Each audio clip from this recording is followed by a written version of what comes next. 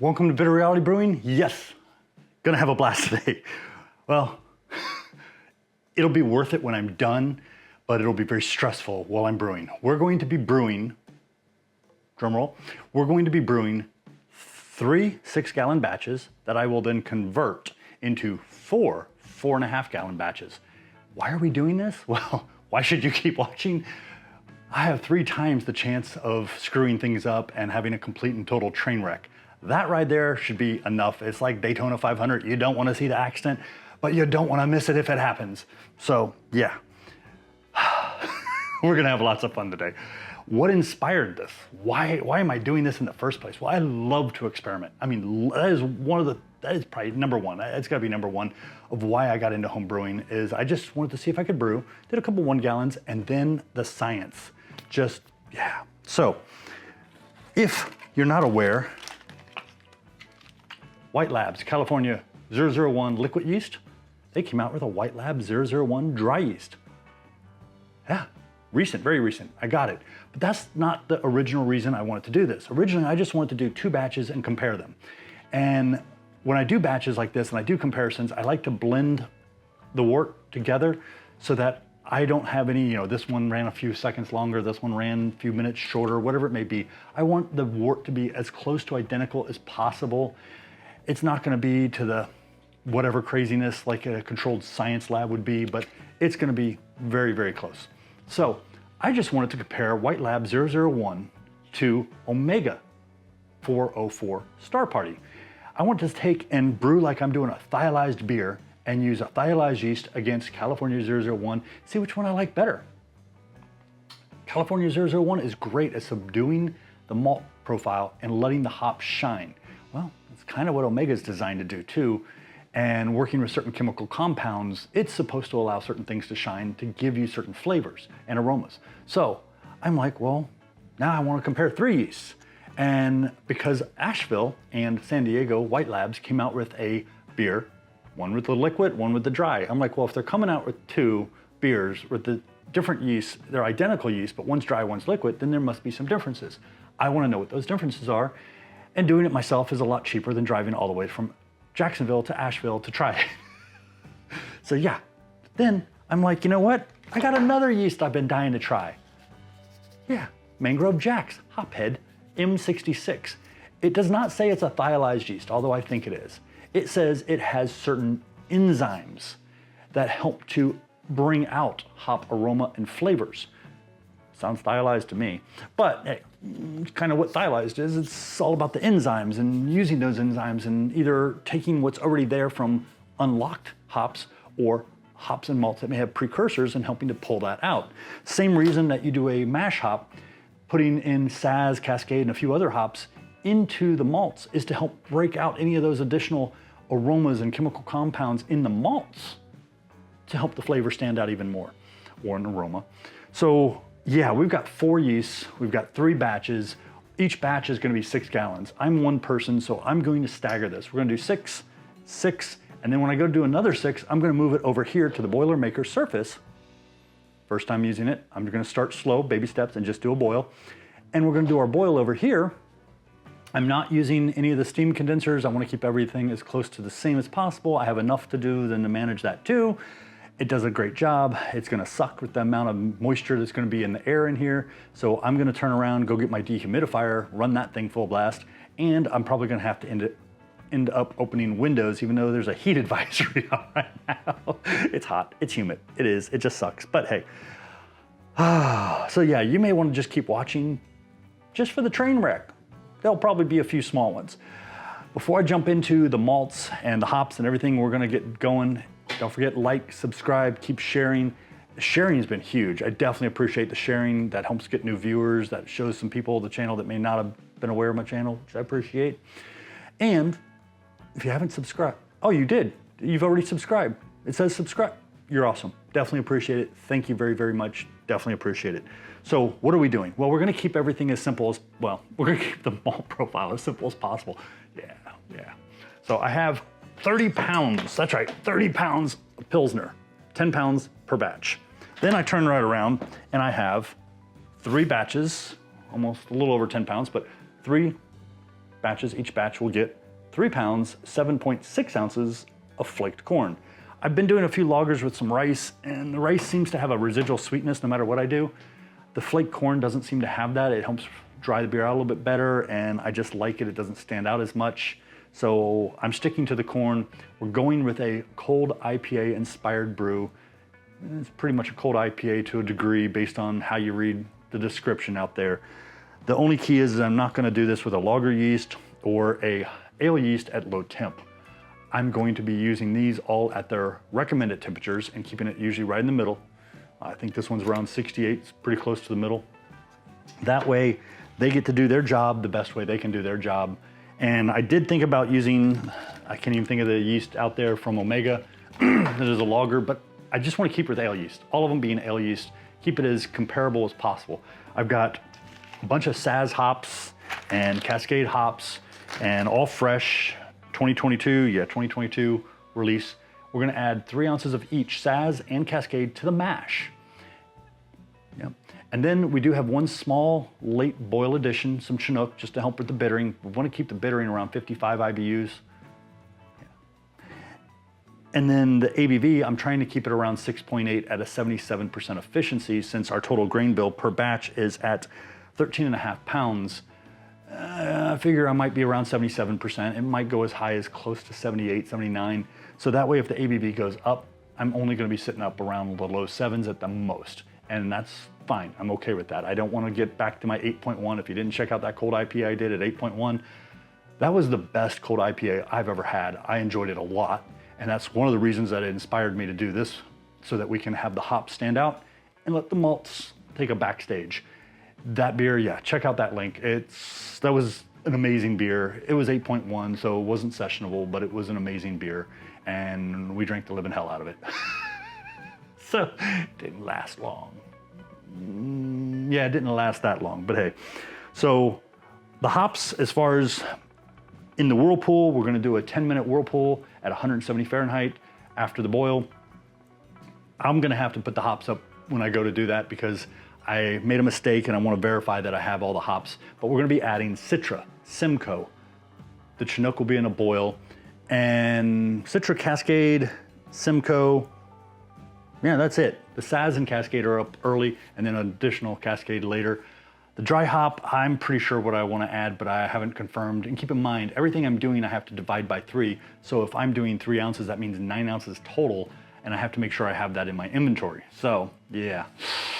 And when I go to do the hops, because I'm going to be using some older hops mixed in with some newer hops, just to finish them off, I'll put up as far as the alpha acids and the IBUs contributed. Or actually, I'll put the IBUs contributed, so that way you can figure out how much hops you would need if you wanted to replicate the beer and do something similar. But today, our goal is just to get the job done. Enjoy watching. If I have a train wreck, I'll leave it on the camera just for you, just for pure entertainment, because I got 3 chances of doing a train wreck, and we'll see how it goes. It's gonna be a long, long day too. I'm excited, a little scared. Got some ADHD going on. I know there's a few of you out there probably deal with the same thing. I can usually keep it to my advantage, but I think I've rewritten this recipe 12 times. Yeah, the majority of it stayed the same, but I played around trying to keep my numbers right where I wanted them, and then adding batches, splitting batches, lots of calculations. Well, I'm also going to share with you the water additions and things like that, but I will do most of that once, or keep it minimal to keep the video length down so it's not 3 times as long, because it's going to be 3 brews. Let's get brewing. Okay, we're at 150 degrees Fahrenheit, and we need to add the brewing salts, we need to mash in, we need to do everything. And I have 3 ounces of Cascade, 3 ounces of Saz. The Saz is at 5.2 alpha. That is insanely high for Saz. So I'll go ahead, I'll put the brewing salts up here. I don't think I'm gonna do too much on above cameras today. Sorry, but it's gonna be enough editing. I try to do that in every video, and when I'm using the Brew Easy, I try to let you see everything on the Brew Commander too. But today it's just so much going on. Grab the mash paddle and stir the brewing salts in. I guess I'll do it this way. There we go. Okay, let's get mashed in. Now, for anybody following along with an Anvil, that has a slightly older system, yes, I'm using the small batch adapter. And this one's the one that will use the ring. That one must have the feet. Yeah, I never installed the feet. I like to compare them. I'm just like that. Rice hulls. Rice hulls, 1 cup like this, silo cup, is about 2.1 ounces worth. So it's not very much, but it's good insurance. It's cheap insurance. I put them on top because it floats. As I add everything, it'll come down, they'll mix up, I'm all good. The hops, I like to add them on top of the mash so they kind of settle in. If I put them on the bottom, they end up in the recirc way too fast. So yeah, that's just how I do it and why I do it. Give you a little method to my madness. Probably should have put the corn in, but I think I'll put the corn in on top of the grains. So let me go ahead and get mashed in. Okay, I don't usually have problems with clumping, but that corn definitely clumps if you pour it a little too fast. A little bit of a pain. Last time I did corn, I mixed it in with the other grains, and that probably helped a lot. So I'm gonna go ahead and just sprinkle the Cascade and the Saz. There's the Cascade. Go ahead and sprinkle in the 3 ounces Saz. And there we go. We got 6 ounces of hops just in the mash. Okay, we're gonna be here for 75 minutes. We got a 90-minute mash at 150. Overshot a little, it's going down, not a big deal. That's another reason why I'm gonna blend it all together. That way I don't have any of them that were mashed in at different temperatures for whatever reason. That was kind of in and out of my control. We're only gonna do a 60-minute boil. I had to save some time somewhere. I like efficiencies being as high as I can. It's kind of like, you know, maximizing your gas mileage. Same theory, that's why I look at it. I want to get what I'm paying for, or at least as much as I can out of what I'm paying for. But yeah, only need a 60-minute boil. We'll be just fine. That 10-minute Whirlpool, that's gonna add some time to it. Okay, we're gonna let that go for a little while I prep everything else I gotta get ready. Got a lot to do. Okay, did I promise a train wreck? I'm sorry, I didn't catch it on camera. I had just realized I had my first stuck mash ever on an anvil. Yes, that's right, my first stuck mash ever. The Brew Easy, you can regulate and watch your recirculation so you can control it. Recirculation over here wasn't going. I cranked it up, finally I got it. Okay, there it goes, looks good. Checked it a couple times, good. Well, yeah, then it just started pouring and I didn't realize it until I went to check on it and everything was floating on the top. The mash that should be sitting somewhere like this was compressed hard. It's definitely not running clear. I had to turn it and turn it and turn it until I finally got it. Okay, it's going now. Not worry about the clarity. It'll clear up later, but promised a train wreck. The hops were just clumped all on the bottom. So over here, I'm getting ready to mash in, got the basket, already put the brewing salts, we're at temp. I am gonna put 4 times as much rice hulls. So I'm going for about 8.4, 8.5 ounces of that instead of 2.1 something of rice hulls. And I'm gonna give it more time to set before I start the recirculation, and I'm gonna keep checking the recirculation. Very frustrating, very, very frustrating. Plus, next train wreck, I can't find the ring. So I'm not sure how I'm gonna drain this basket. I might have to look up some crazy hacks people have done so I can drain the basket. It's in this garage somewhere. Yeah, and it's pretty big. It's just thin and skinny. But we'll go looking for that here in a minute. Let me get mashed in. There we go, it's full of rice hulls.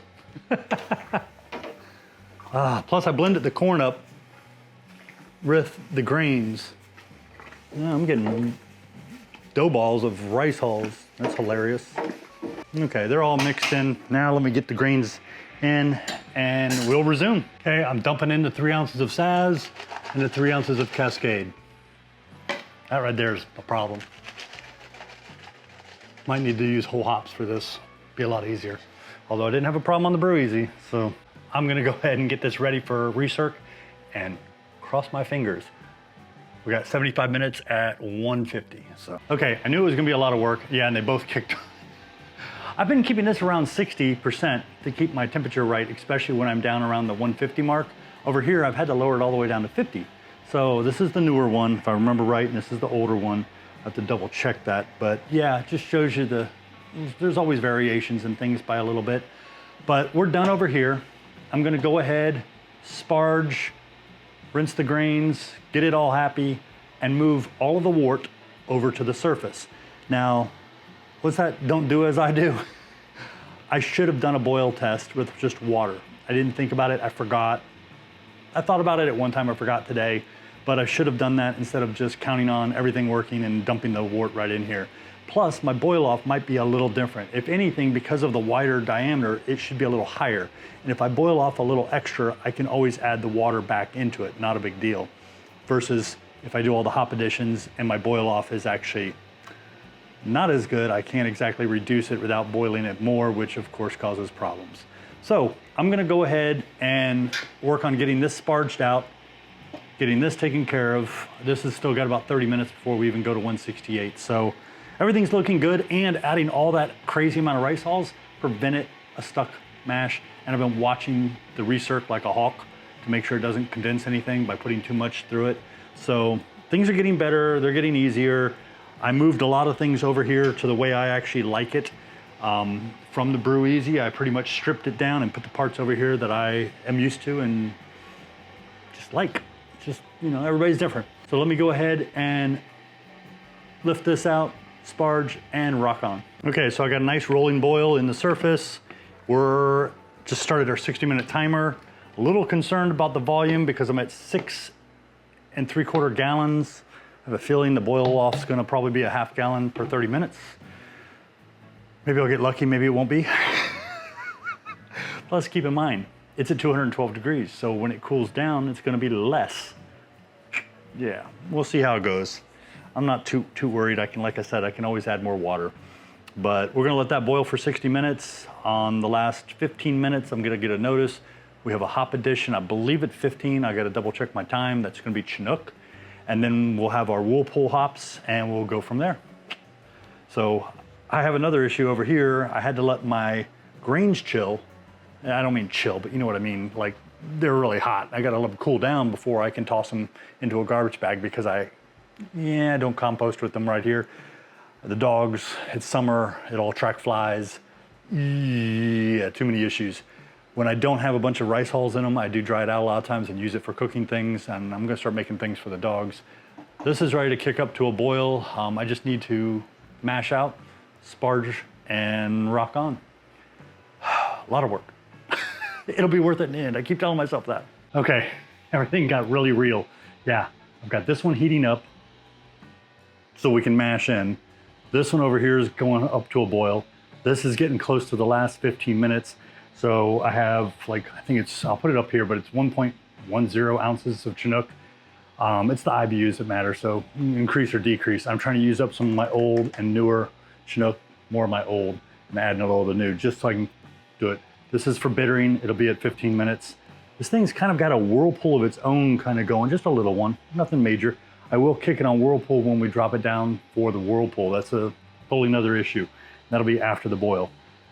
Sitting at just below about 6 1/4 gallons, knowing that chilling, bringing it down to 6.15 was my goal.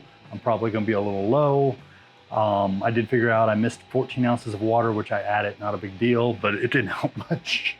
Boil off is really nice. So if we do miss it, it won't be by much, so I'm not too worried.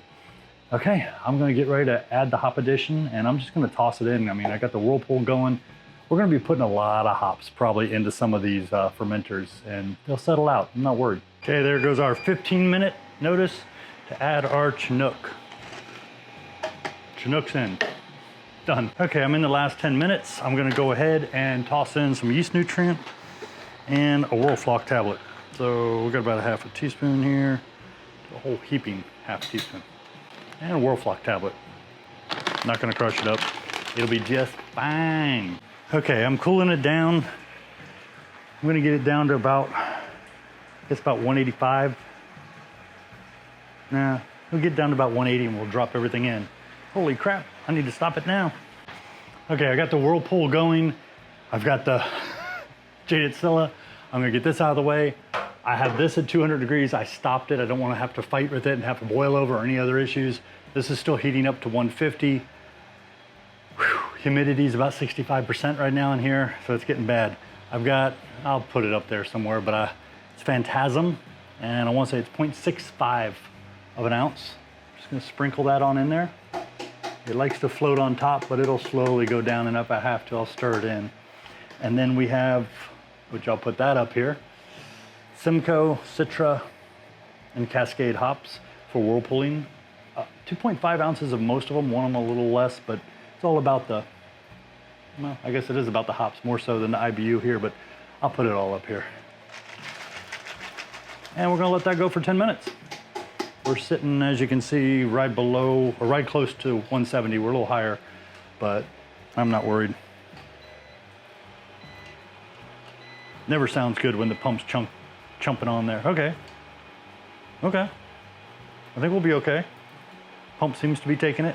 I'm worried about doing it over here. I'm actually seriously considering moving both boils to here one at a time because I know the Riptide can handle it. I don't think the pumps over here can. I have to manually stir it, let it settle, and then use the pumps to pull the wort. But yeah, a little concern there. We'll let this go for 10 minutes. It's already whirlpooling on its own. Okay, that was the 10-minute whirlpool. Clear. We went from 174 to 160, just under 164. I'm gonna go ahead and start cooling that down. And I'm still debating, I'm grinding up some grains for the next batch, but I'm seriously considering just taking that one, moving it here, doing the same thing while that one's mashing, and then when that one's done, moving it here and boiling it again. I mean, I've got the Riptide, I've got the whirlpooling. It just makes things so much easier and a lot less hands-on. And although it seems like, you know, I'd get more done doing the others, I can start cleaning these while that's finishing the last batch. I think it's a plan. I'm gonna let that one sit and I'll move it over here shortly. Okay, I'm just gonna cut this video short. Yeah, I know it's already long enough. That's why I'm cutting it short. So I didn't even record the last batch. I did 18 gallons total.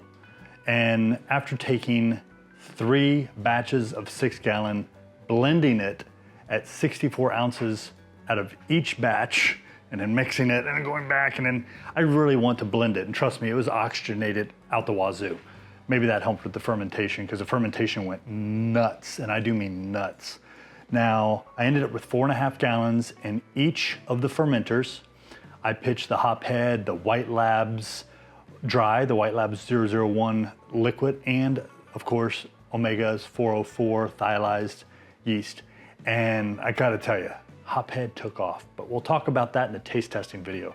What did I put in for the dry hops? After fermentation was done, we did 1 ounce of Galaxy, 1 ounce of Azacca Lupomax, 1 ounce of Chinook Lupomax, and 1 ounce of Citra, plus the gravity, the final gravity.